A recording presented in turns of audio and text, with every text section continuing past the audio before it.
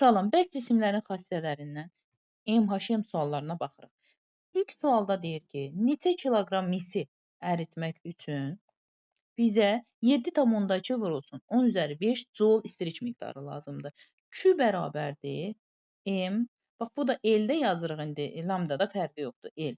Buradan Q-nü, bizə lazımdır kütlə, Q-nü L-ə böləcəyik. Q-nün yerində var 7,2 vurulsun 10 üzəri 5.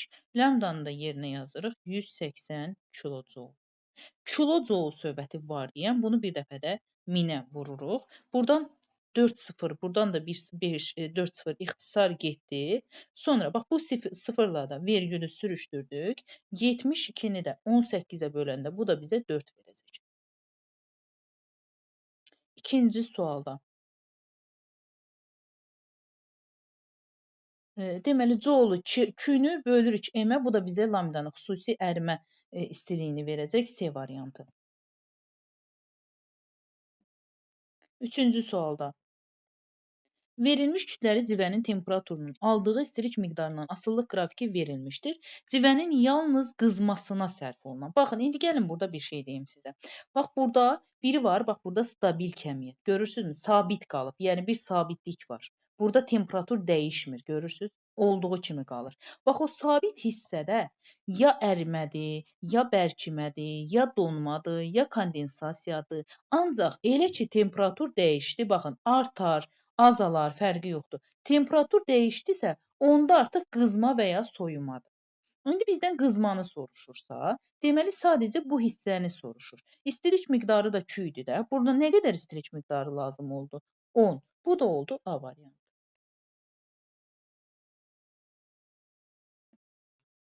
Dördüncü sualda. Verilmiş kütləli civənin temperaturunun aldığı istilik miqdarından asıllıq qrafiki verilmişdir. Civənin yalnız qaynamasına sərf olunan. Baxın, bu səfər qızma demir. Qaynama deyirsə, bax, bu durğun halı götürəcəyik. Bax, buna nə qədər istilik miqdarı gedib? Sondan başlanğıcı çıxıram. 80-dən 10 qalır 70 B variantı. 5-ci sualda. Verilmiş kütləli qurğuşunun temperaturunun istilik miqdarı verilib, yalnız qızmasına. Qızma deyirsə, bəli, bu artıq artan azalan intervala baxırıq. Bu da 0-dan 35-ə gəlibsə, deməli 35 joule olacaq. 6-da verilmiş kütləli qurğuşunun temperaturunun aldığı istilik miqdarından asılılığı var yenə də. Baxın, ərimədir, bərkimədir, qaynamadır. Bunlar hansı idi? Sabit qalan hissə idi. Ona görə 120-dən də 35-i çıxırıq. Yerdə nə qaldı? 95 C variantı. 7-yə baxırıq. Maddənin daxili enerjisinin dəyişməsi hansı ifadə ilə təyin olunur? Deməli, baxın, mayedir. Sonra müəyyən bir istilik miqdarı verilib ona, ancaq temperatur dəyişməyib. Maye olub bərk.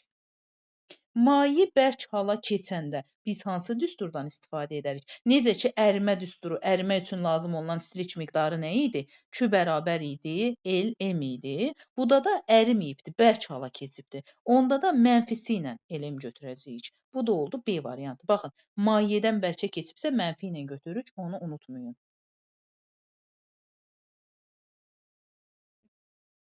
İndi isə mayədən buxara keçibdir. Burada da nədir? Buxarlanmadır. Yenə indi mayədən buxara keçib artıq. Burada nə edirik? Müsbəti ilə götürürük. Sadəcə LM götürürük. Belə deyək də, əgər deyək ki, temperaturun artması ilə baş verirsə, müsbət götürürük. Temperaturun azalması ilə baş verirsə, onda mənfi götürürük. Baxaq indi, maye buxara necə olur çevrilir? Temperatur artır ki, çevrilir də. Ona görə müsbəti ilə götürdük. Sonra gəldik 9-a. 9-da. Mayenin qaynaması zamanı temperaturu və daxili enerjisi necə dəyişər?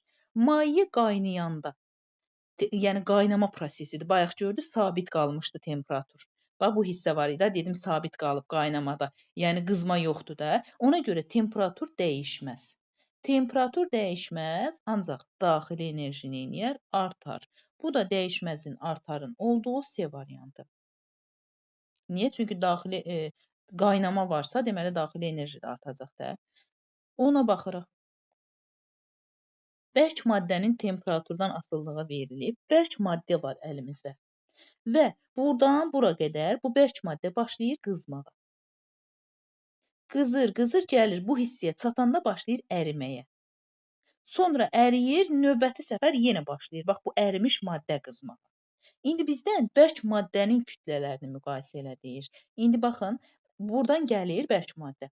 Baxın, burada bərk maddə, məsələn, deyək ki, bir 10 qram bərk maddəmiz var. Bu qızır, heç nə olmur. Elə 10-da 10-da qalır. Burada başlayır nə etməyə? Əriməyə. Əridikcə bərk maddə, məsələn, 10 qram deyil, bunun deyək ki, 5-i bərk qalır, 5-i ərimiş olur. Bax, bu 2 nöqtəsində yarıdadır da, yarısı əriyib, hələ yarısı bərkdir. Elə ki, burada gəldi, bax, bura çatanda hamısı tam şəkildə ərimiş olur. Buradan belə, indi bu səfər də maye qızmağa başlayır. Yəni, artıq 3 nöqtəsində bərk maddədən söhbət gedə bilməz. Hamısı mayedir. Ona görə 3 üçün 0 deyirik. 3 bərabərdir 0-a və 1 2-dən böyükdür. 1-in 2-dən böyük olduğu, 3-ün də 0 olduğu var Y variantında. 11-də mayenin temperatur zaman asılılığı verilib, mayenin kütlələrini müqayisə edək.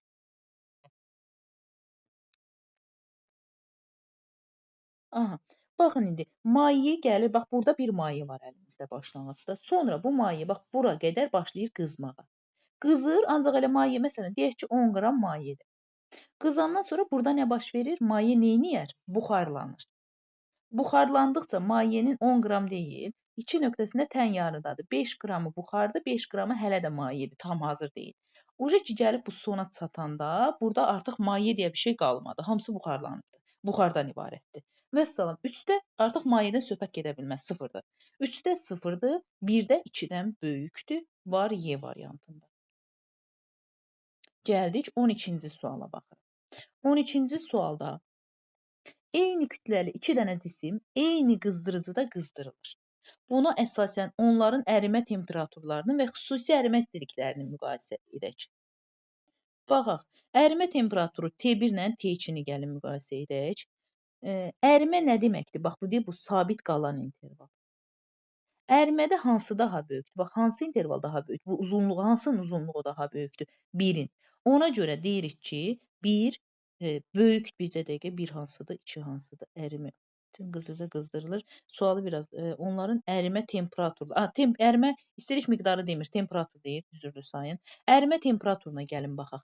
Bax, bu birinci maddə harda əriməyə başlayır? Bax, burada başlayır əriməyə. Məsələn, deyək ki, buranı bir 3 götürsək. İkinci maddə isə gəlir burada əriməyə başlayır. Yəni, bizdən temperaturu soruşur. Bu səfər istilik miqdarını soruşmur.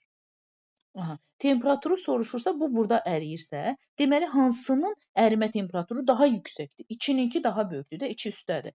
Ona görə T2 böyük olar T1-dən. İndi gəlirik xüsusi söhbətinə. Xüsusi nəyi deyir bizdən? Xüsusi ərimə istiliyi. Xüsusi ərimə istiliyi deyirsə, artıq o görək hansı daha çox əriyibsə, ona daha çox lazım olacaq da. Ona görə burada artıq 1 böyükdür 2-dən. Burada artıq uzunluğa baxırıq. 1 də böyükdür 2-dən xüsusi ərimə istiliyi. Bu da hansıdır? 2, 1, 1, 2, B variantı.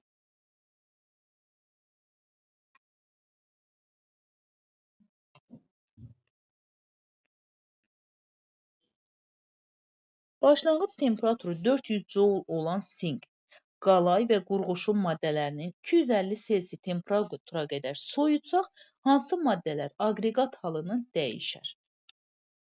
Baxırıq ki, başlanğıc halda əgər 400 joule istilik varsa və baxın, birinci elə sinkdən başlayaq. Əgər bunun əriməsi 380-dir, temperaturumuz da 400-dürsə, baxın, 380-lə 900-ün arasındadır, qaynama ilə ərimənin arasındadır. Deməli, hal-hazırda bu ərimiş vəziyyətdədir, maye halındadır.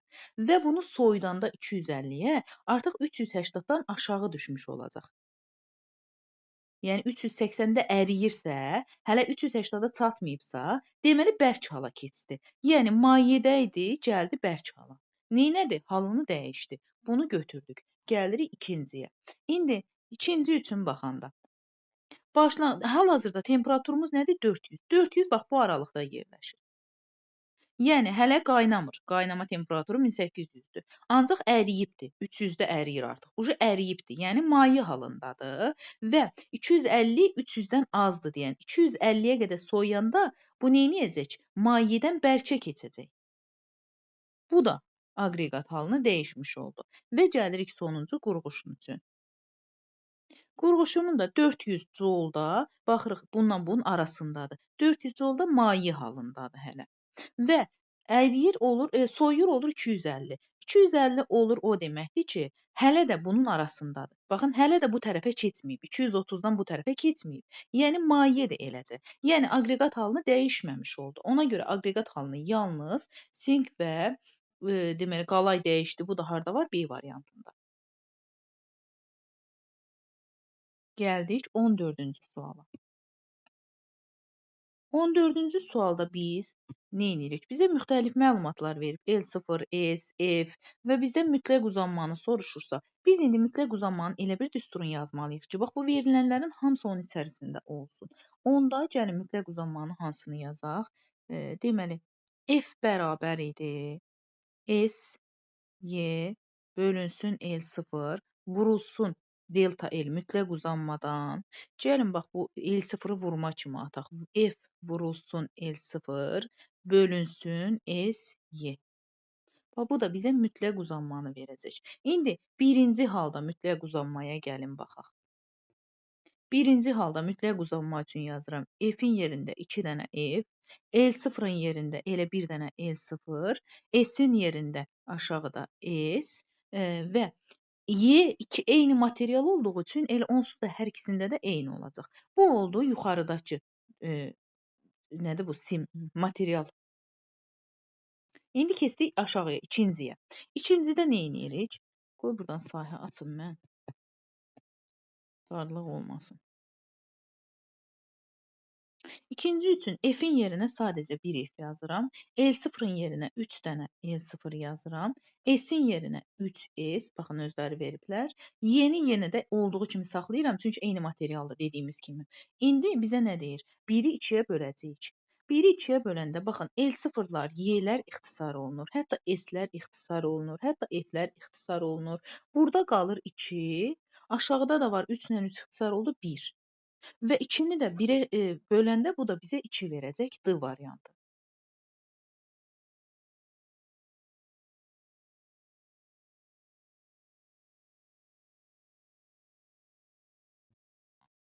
Gəldik 15-ci suala. Cədvəldə 3 maddənin ərimə və qaynama temperaturları verilmişdi bayaqki kimi. Əriməsi, qaynaması hansı halda? Bir dəqiqə gözləyin. 25 dərəcə arasında olan həmin maddələr hansı aqreqat halındadır? 10 və 25 dərəcə. Temperatur 10 və 25 dərəcə arasında olan maddələr hansı haldadır? 10 və 25. Gəlin bunu qeyd edək. 10 və 25.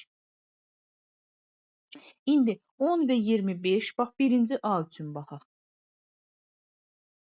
30-da 10 və 25 ərimə budur, qaynama da budursa.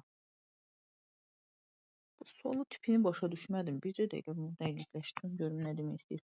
3 maddənin ərimə və qaynama temperaturları verilib. Okay. Sonra temperaturu 10 dərəcə ilə 25 dərəcə arası olan həmin maddələr hansı aqreqat halındadılar?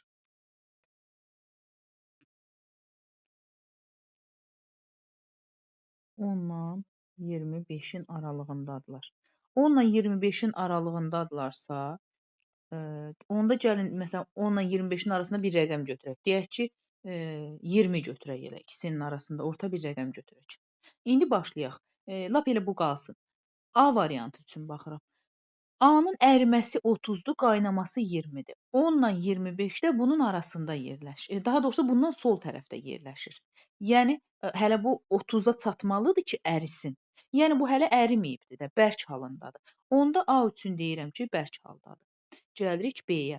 B-nin 0 ilə 90, deməli 0-da artıq əriməyə başlayır, 90-da qaynamağa başlayırsa, bu da 10 ya yaxud da 20 götürmüşdük də, 20-dirsə bu ikisinin arasındadır. Deməli artıq əriyibdir. Ona görə buna deyirik maye halında. Üçüncüyə, üçüncü artıq mənfidədir. Heç bircə dəqiqə. Üçüncü mənfidədir.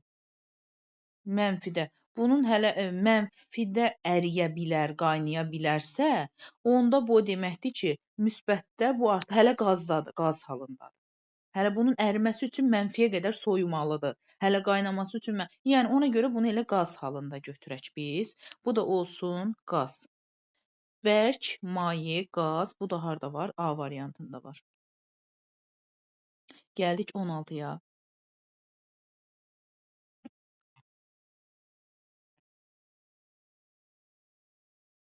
Hansı halda maddənin aqreqat halları dəyişir?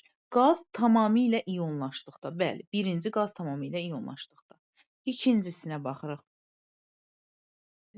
Qazdan elektrik cəryanı keçəndə xeyr, cəryanın nə əlaqəsi var?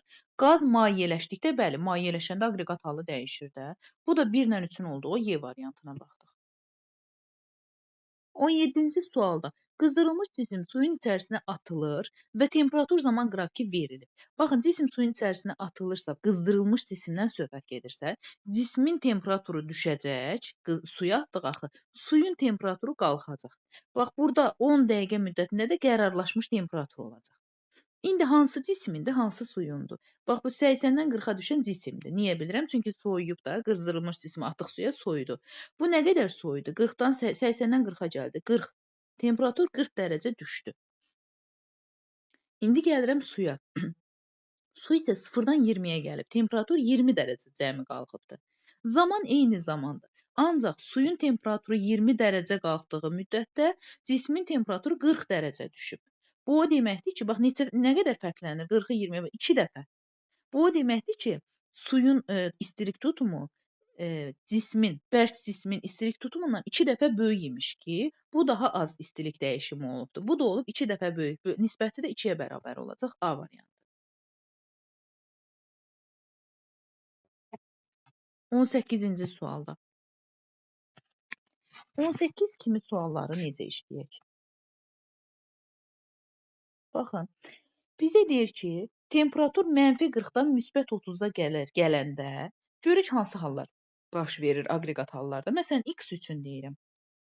-40 harda yerləşir? Bax, bu -20-dən sol tərəfdə. -30 harda yerləşir? 20-dən sağ tərəfdə. Baxaq, bu donma temperatur həm də ərimə temperaturu kimi götürə bilərik də bunu. Yəni, burada donmadan sol tərəf bərk deməkdir. Qaynamadan sağ tərəf isə qaz deməkdir. Bu bərkdən qaza qədər gəlib. Yəni, bərk neyniyib? Əvvəlcə əriyib, maye olub, sonra da qaz olub. Hər üçünü yaşayıb bu. Elə bizə də lazımdır ki, hər üçün yaşayan olsun. X-i götürdük. İndi gəlirik Y-ə. -40 harda yerləşir? Baxın, -80-dən sağ tərəfdə. Bax, bu ortada. -30 da bundan sağ tərəfdə yerləşir. Bax, bu Y cismi də neyniyib? Maye halındaymış, sonra buxar halına keçib. Deməli, bərk halını görməyib. Bərki yaşamayıb. Ona görə yeni götürə bilmərik. İndi gəlirik sonuncunu götürməyə. Sonuncuda -40 0-dan solda yerləşir. -30 isə 80-dən solda yerləşir. Və bu da bərkdən mayeyə qədər gəlib qazı görə bilməyib. Ona görə Z-ni də götürə bilmirik. Bizə lazımdır hər üç halı yaşasın. O da yalnız X-dadır. A variantı.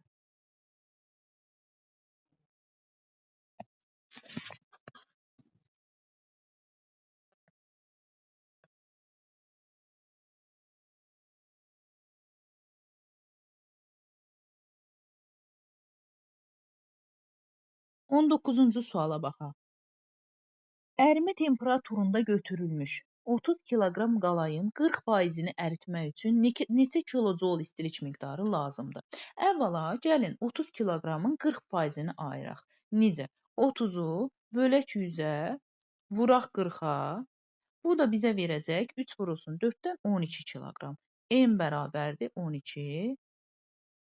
Sigmanı da bizə veribsə 60. Q-nü tapmaq üçün nə edirik? Bunları bir-birinə vururuq. Bunu da vuranda olacaq 700.